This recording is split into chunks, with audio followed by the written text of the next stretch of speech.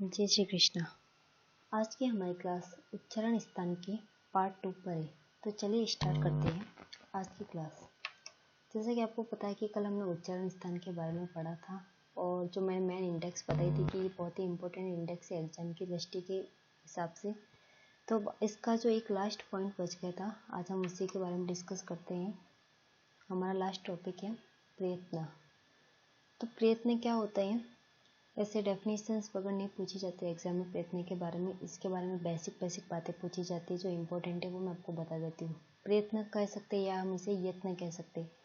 तो प्रयत्न है जो हम जो वर्णों को बोलने के लिए जो मतलब है, जो मनुष्य जो यत्न करता है उसे प्रयत्न कहा जाता है। इसमें प्रयत्न 2 प्रकार के होते हैं। फर्स्ट है आभ्यंतर प्रयत्न, सेकेंड है बाह्य प्रयत्न।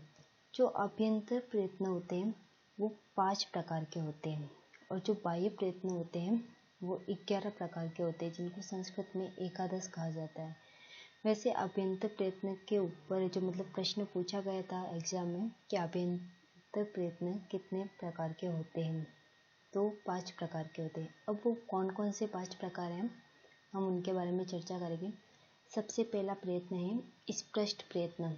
स्पष्ट प्रयत्न के अंतर्गत स्पर्श वर्ण आते हैं। जो मैंने आपको पहले ही बता दिया था कि स्पर्श वर्णों की संख्या 25 होती है, जिसमें क से म तक होता है। तो आपको जहाँ कहीं पे भी पूछे कि स्पष्ट प्रयत्न में किन वर्णों को गिनना जाता है, तो आपको स्पर्श वर्ण याद रखने हैं, ठीक है। फिर आगे ईषत स्पष्ट। ईषत स्पष्ट के अंतर्गत अंतस्थ वर्णों को गिना जाता है, जिसमें अंतस्थ वर्णों को यर्ण वर्ण भी कहा जाता है और ये होते हैं य व र। फिर आगे बात करते हैं ईषद विवृत। ईषद विवृत को ऊष्म वर्ण कहा जाता है। ये होते हैं 4। इनको सल वर्ण भी कहा जाता है और ये होते हैं श श श ह। फिर चौथा है विवृत। विवृत के अंतर्गत सभी स्वरों की बात की जाती है, जिसमें जो 13 स्वर होते हैं संस्कृत के अंतर्गत, वो सभी जो स्वर होते हैं वो विवृत के अंतर्गत आते हैं। और जो संवृत है उसमें ह्रस्व अ का लौकिक प्रयोग आता है। तो प्रश्न आपसे यही पूछा जाएगा एग्जाम में आपसे कि या तो यत्न कितने प्रकार के होते हैं, तो यत्न 2 प्रकार के होते हैं। पहला आभ्यंतर, सेकंड बाह्य यत्न। फिर आभ्यंतर प्रयत्न कितने प्रकार के होते हैं, तो वो 5 प्रकार के होते हैं और बाह्य का पूछे तो वो 11। फिर आभ्यंतर के अंतर्गत भी ऐसा पूछा जा सकता है कि स्पष्ट प्रयत्न में किनको सम्मिलित किया जाता है, तो आपको याद रखना स्पष्ट से स्पर्श। याद रखने का तरीका क्या है? स्पष्ट से स्पर्श। फिर ईषत स्पष्ट से क्या हो जाएगा? अंतस्थ। ईषत स्पष्ट से याद रखना आपको अंतस्थ। ईषत विवृत से आपको याद रखना है ऊष्म। ईषत विवृत से ऊष्म। विवृत से सभी स्वर याद रखना है कि सभी स्वर है वो विवृत में चले जाएंगे और संवृत में ह्रस्व, ठीक है।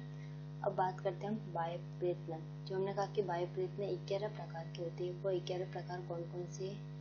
उसमें जो ये 3 की इंडेक्स बनी है, ठीक है, इसी में जो सब कुछ शामिल है। पहला है विवाह, श्वास और अघोष। इन तीनों को हम साथ में पढ़ेंगे क्योंकि इसमें वर्ण सभी साथ में आएंगे। तो विवाह, श्वास, अघोष में वर्ग का प्रथम सेकंड वर्ण, मतलब किसी भी वर्ग का, जैसे क वर्ग हो तो क वर्ग का पहला दूसरा वर्ण मतलब क और ख। च वर्ग का पहला और दूसरा वर्ण च और छ। ट वर्ग का पहला और दूसरा वर्ण ट और ठ। तो किसी भी वर्ग का पहला और दूसरा वर्ण श श श और जो विसर्ग होते हैं वो विवाह, श्वास और अघोष के अंतर्गत आते हैं। फिर आगे संवार, नाद और घोष के अंतर्गत क्या क्या आते हैं, तो उसमें किसी भी वर्ग का तीसरा, चौथा और 5वां वर्ण धन यर्ण वर्ण। यर्ण वर्ण को हमने पहले ही बताया था कि यर्ण वर्ण किसे कहा जाता है? अंतस्थ वर्ण, ठीक है। और फिर साथ में अनुस्वार। जब अनुस्वार का याद रखने के लिए तो आप याद रखोगे संवार के साथ में ऊपर अनुस्वार है, तो अनुस्वार जो है वो संवार, नाद, घोष में आएंगे। और विसर्ग की बात याद आपको विवार से याद रखने की, वार से बी और वी से विसर्ग। तो विवार, श्वास और अघोष ये सब विसर्ग में, और संवार, नाद, घोष इसके साथ अनुस्वार आता है और इसी के साथ संवार के साथ में अंतस्थ आता है। अल्प प्राण किसे कहा जाता है? अल्प प्राण में कौन कौन से वर्ण आते हैं, तो वो याद रखने। ये अल्प प्राण और महाप्राण एग्जाम की दृष्टि से इम्पोर्टेंट है। तो अल्प प्राण में वर्ग का प्रथम, तृतीय, पंचम वर्ण धन यर्ण वर्ण आते हैं। मतलब किसी भी वर्ग का, जैसे हम क वर्ग ही लेते हैं तो क वर्ग का पहला वर्ण मतलब क, तीसरा वर्ण ग और पंचम वर्ण ड, तो ये सभी फर्स्ट, थर्ड और 5 वर्ण ये अल्प प्राण में, और इसके साथ में यण वर्ण मतलब अंतस्थ। अल्प प्राण से क्या याद रखना है आपको, अंतस्थ, अंतस्थ वर्ण, ठीक है, अंतस्थ 4 होते हैं। और महाप्राण में आपको यही याद रखना है कि किसी भी वर्ग का द्वितीय और चतुर्थ वर्ण, ठीक है, दूसरा और चौथा वर्ण, जिसमें जैसे क वर्ग का दूसरा वर्ण कौन सा होगा, ख, और चौथा वर्ण कौन सा होगा, घ। तो किसी भी वर्ग का दूसरा और चौथा वर्ण और शल वर्ण, महाप्राण से याद रखना आपको ऊष्म वर्ण। शल वर्ण किन्हें कहा जाता है, ऊष्म वर्णों को, ठीक है। तो इस प्रकार से हमने देखा कि जो प्रयत्न 2 प्रकार के होते हैं, जिसमें पहला हो गया आभ्यंतर, सेकंड बाह्य। फिर आभ्यंतर को 5 में बांटा और बाह्य को हमने एकादश में मतलब 11 में बांटा। आभ्यंतर में भी 5 है, आपको मेन यही याद करना, स्पृष्ट से स्पर्श, ईषत् स्पृष्ट से अंतस्थ, ईषत् विवृत से ऊष्म, विवृत से सभी स्वर और संवृत से ह्रस्व।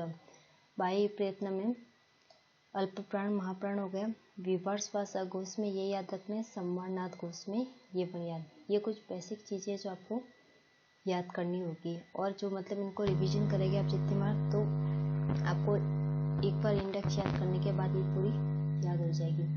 तो इसी के साथ हमारा जो आज का जो टॉपिक, जो वर्ण विचार, जो इम्पोर्टेंट टॉपिक था, मैंने इसकी 4 वीडियो बनाई, लेकिन जो सभी वीडियो 5 से 8 मिनट के बीच की, इस प्रकार 25 मिनट का पूरा टॉपिक है, और वर्ण विचार टॉपिक यहीं पर समाप्त होता है। अगला हमारा टॉपिक होगा वो संधि होगा, लेकिन उससे पहले मैं वर्ण विचार से संबंधित पूछे गए जितने भी प्रीवियस ईयर क्वेश्चंस पेपर है, उसमें कौन कौन से प्रश्न कैसे कैसे पूछे गए, उसके लिए एक अलग से वीडियो बनाऊंगी। इसी के साथ धन्यवाद।